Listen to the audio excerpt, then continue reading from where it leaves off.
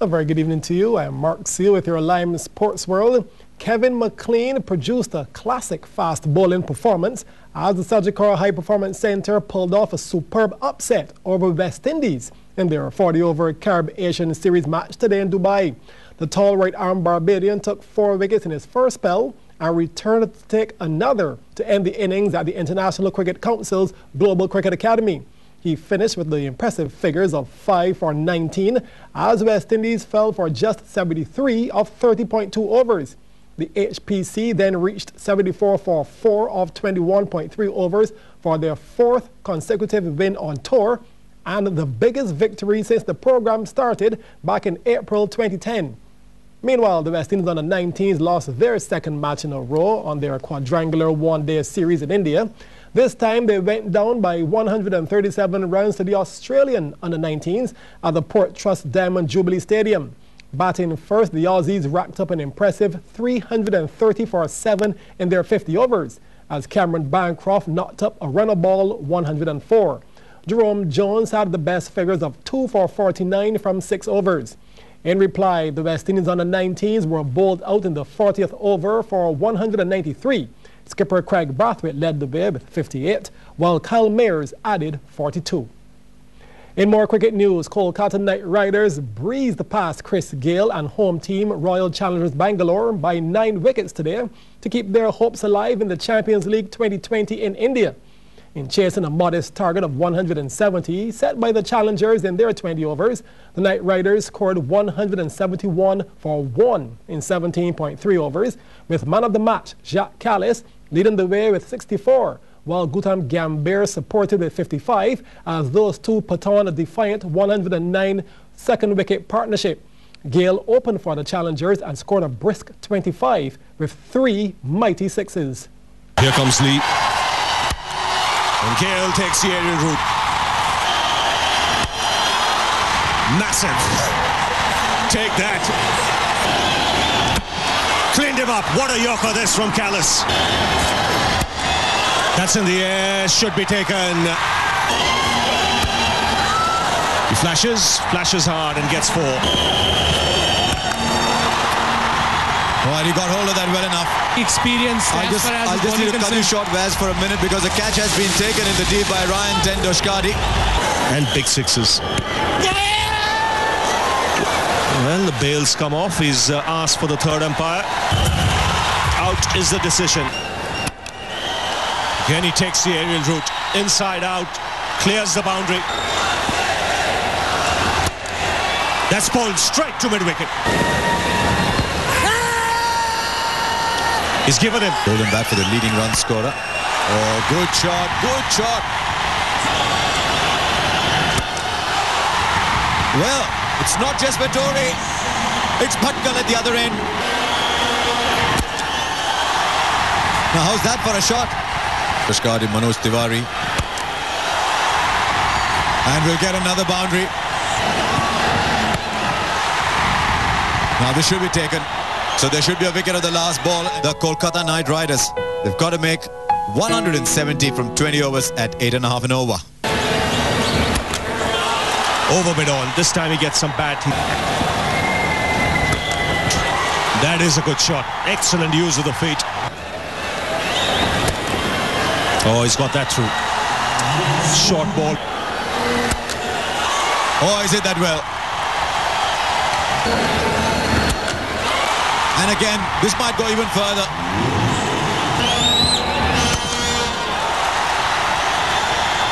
Timing again. Nicely cut. This will be another boundary.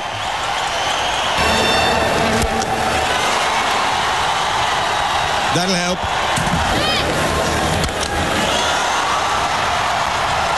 Fielder will watch it go. Oh, what a shot! Wow! Dirk Nannes has lost his rhythm completely. This could be it. Yes, it is. It's been a powerful performance by the Kolkata Knight Riders. Switching sports now to volleyball, Chargers are in both the men's and women's finals of the Co-Operators General Senior Knockout competitions, and they're the favorites to complete the double. But while Chargers took care of business in the semis, both of Deacons' teams were knocked out, leaving that storied club on the outside. Last night at the Willie Gym, Chargers women defeated Rockets, while Warrens beat St. Free Insurance Deacons, both games going to 5 sets.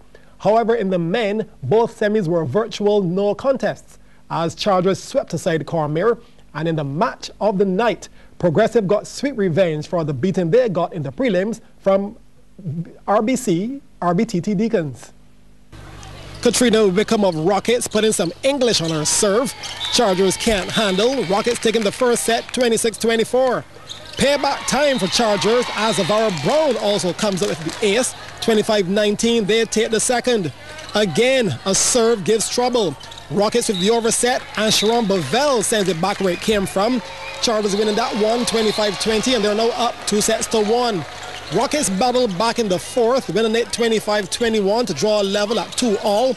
But in the fifth and decisive set, Chargers went 2 for 1 in points, winning 15-7, and the game 3-2. Deacons started their semi-final against Warrens hot. Fabia Graves through the middle, 25-20, they take the first set. Julia Lewis with the serve, and then she falls into the defensive scheme, but she isn't ready for the spike from Anthesia Mason. And Warrens take the second set, 25-23, it's now 1-all. Lewis gets her revenge. She seems to always do that. Hard through the middle, 25-13, Deacons up 2-1. Back and forth between Lewis and Mason, so this time it's Mason with the kill. 25-23, it's now 2-all. Warrens led 12-8 in the fifth, then Deacons led 14-12, then an inspiring save from Taya Lane, an error from Lewis, and Warrens, they go on to take the fifth 21-19, and the game 3-2. On to the men's semis. Chargers brought their defense for the semis. A double block takes care of the big national hitter, Sean Simpson. Chargers winning the first set, 25-12. But the high flying also brought spikes. Damian Danza going over the blocks. Chargers taking the second at 15, 2-0. Cormier had no answer for Jamaica Mark Lewis and company as Chargers went on to take the third, 26-24, and the game 3-0. On now to the second men's semi-final. Progressive. Fabian Cox showing up this time against Deacons. They took the first set, 25-16. Cox again. Boom. Off the blocks, 25-20. That's 2-0. Then Rainier Grace also tormented Deacons as they took the third, 25-23, and the sweep, 3-0. The horses from St. Kitts who took part in this year's Sandy Lane Gold Cup race there were indeed ineligible to race at the Garrison because they had previously raced at unrecognized meets in St. Kitts. That was the decision given by the appellate stewards of the Barbados Turf Club, headed by retired Chief Justice Sir Dennis Williams. Earlier this year, racehorse owners Eugene Melnick and Sir David Seal, who's also the president of the BTC, had lodged an appeal after the stewards on Gold Cup Day, March 5th, had thrown out their objection to the St. Kitts horses. In commenting on the outcome of the appeal, Sir David expressed the hope that the stewards will pay more attention to the rules in the future. Now, over the past week, there have been contrasting views on the appointment of Kenroy Williams as standing captain for the Barbados senior cricket team for the upcoming regional Super 50 competition in Guyana. Now, during this week's QFM's cricket talk show, Mid-Wicket, Chairman of Selectors George Linton explained the process of selecting the captain.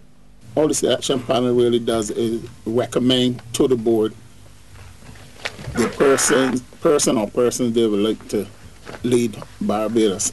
Obviously, we sat and we recommended Kirk Edwards for the 50 over this tournament, and it was accepted.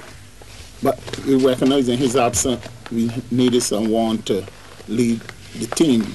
Obviously, we sent forward other names, and other names were then added, and the board came up with Ken Roy. In domestic cricket, the teams have been going through their final preparations for Sunday's Sagicor General Shield final between BRC BCL and 7 Seas Police. Tonight we have the first of two previews. this one dealing with BCL. The importance of this final is not lost on the players. We have a point to prove to not only ourselves but to other people that BCL is a nice club, a good club. And this year we have a lot of youngsters who are more disciplined than the ones from probably recent times. And I think this is what got us this far. Despite the added pressure, the captain Christopher Yearwood is backing his side to pull off a win and even has a target in mind. I will back our bowling team to bowl Police under 180. In our prelim games, we have bowled, like you said before, we have bowled the teams up for 80. Our batting hasn't really been challenged until the quarterfinals against MTW, but I think all in all we have a pretty reasonable good team. Coach Andrew Empted is confident they will beat Police. Sure, in knockouts, we've been playing real good cricket. We bowl out teams for under 80 of all of our games. So I guess most of the guys are confident about what we're going into. The finals is a big occasion, but the dominant Police. We played them in the lead. We got the upper hand on them. So I guess we're going up for strength with strength. We have a very all-round team. Our batting, our bowling. As we said in the beginning, we set with our plans and our goals. We guys go about other duties very well.